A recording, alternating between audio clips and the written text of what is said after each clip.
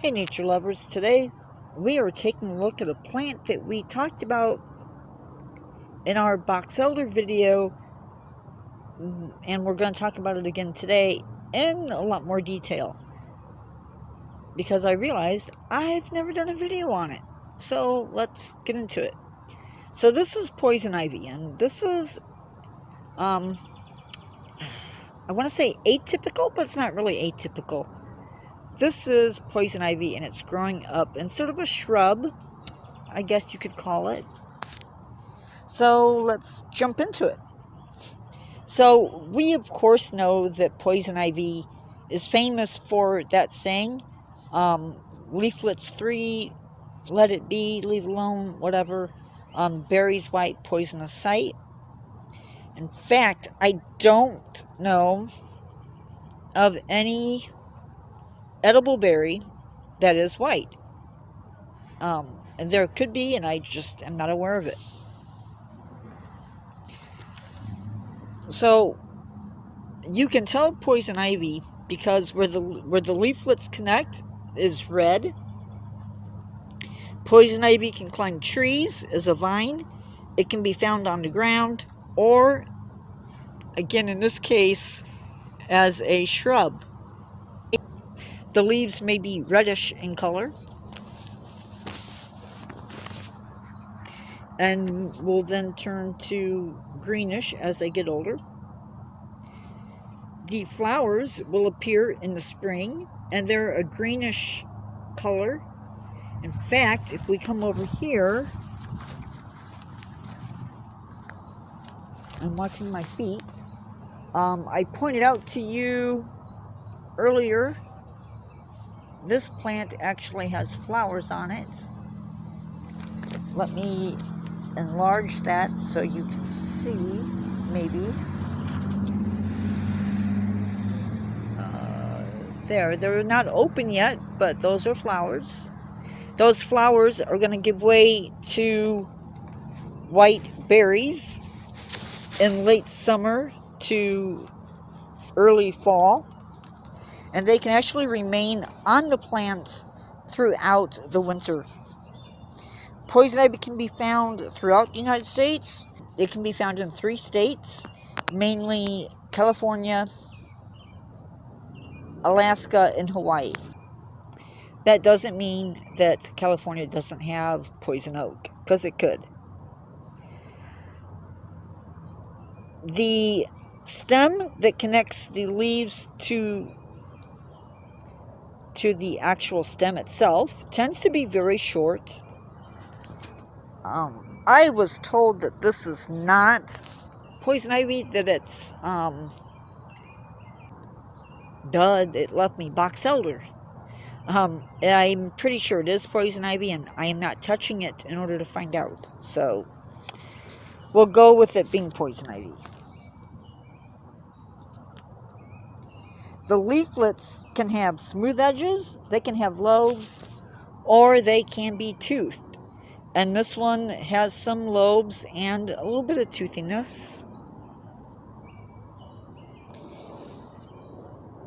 The oil or resin that causes the allergies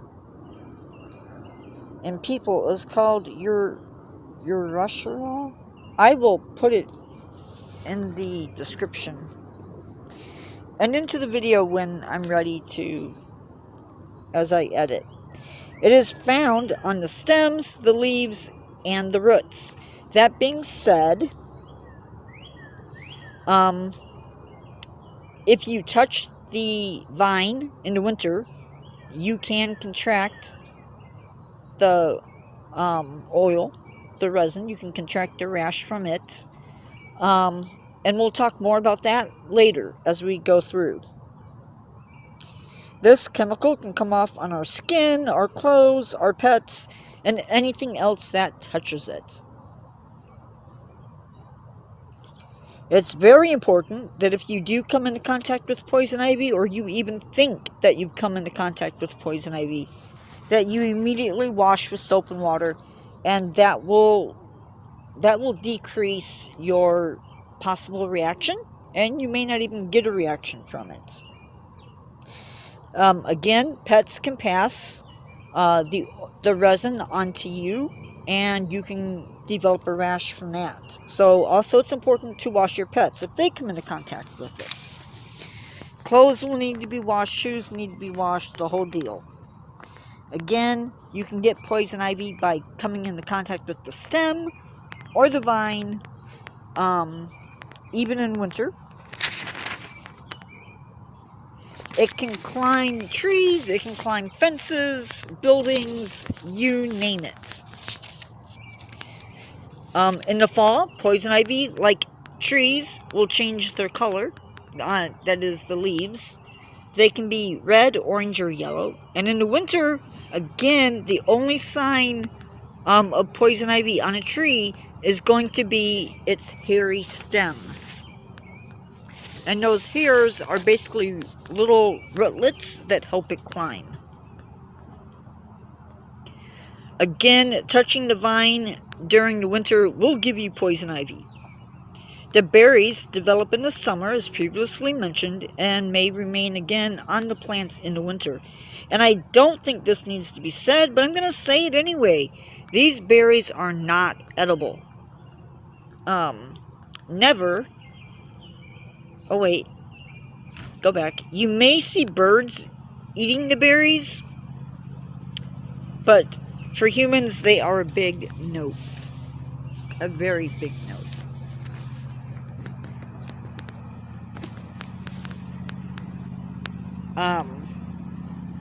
Never, and I mean never, burn poison ivy. Absolutely never.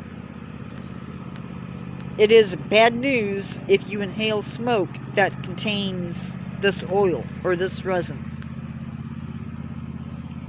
It can cause your airways to become inflamed. It can cause swelling in the airways. It is a big deal. Your breathing will become very painful. Consider it a big deal and get yourself to the ER if you've inhaled the smoke. You can get the rash from the smoke in places like your mouth, your lips, and other places as well. You very possibly can have a fever that can reach over 100.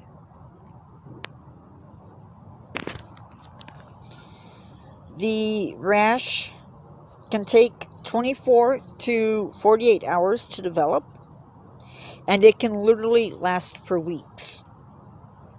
By the way, there are other plants that can cause dermatitis, which is what the rash is called. Oh, one of those is actually right down there, and it is Virginia creeper. That is the plant that has the 5 leaves on it, 5 leaflets on it. Touching it can cause, and some people, to develop dermatitis.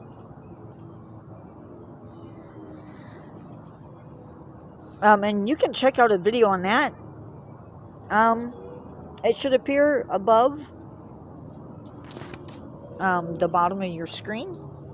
By the way, 15% of the human population in the United States is actually immune to the allergic reaction. And on top of that, did you know that a mango is related to poison ivy? Yep, it's true. So if you learned something from this video, give it a like. If you want more content like this, subscribe and click that notification bell so you know when my next video is coming out. And with that, I will talk to you peeps later.